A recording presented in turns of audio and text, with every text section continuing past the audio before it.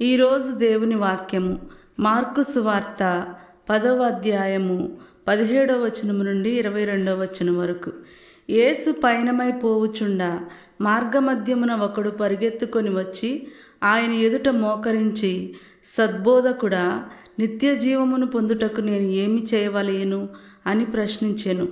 అందుకు యేసు, సద్బోధకుడా అని నన్ను ఏల సంబోధించెదవు? దేవుడు ఒక్కడే మంచివాడు, మరెవ్వరునూ కాదు. దైవాజ్ఞలను నీవు ఎరుగుదువు కదా. నరహత్య చేయకుము, వ్యభిచరించకుము, దొంగిలింపకుము, అసత్యమాడకుము, మోసగింపకుము, తల్లిదండ్రులను గౌరవింపుము అనెను. అందులకు అతడు, బోధకుడా, బాల్యము నుండి వీనిని అన్నింటినీ పాటించుచునే ఉన్నాను అనెను. యేసు అతని వంక ప్రేమతో చూచి, అయితే నీవు చేయవలసినది ఇంకొకటి ఉన్నది. నీవు వెళ్ళి నీకు ఉన్నదంతయు వెచ్చించి పేదలకు దానము చేయుము. పిమ్మట వచ్చి నన్ను అనుసరింపుము. పరలోకమందు నీకు ధనము చేకూరును అనెను.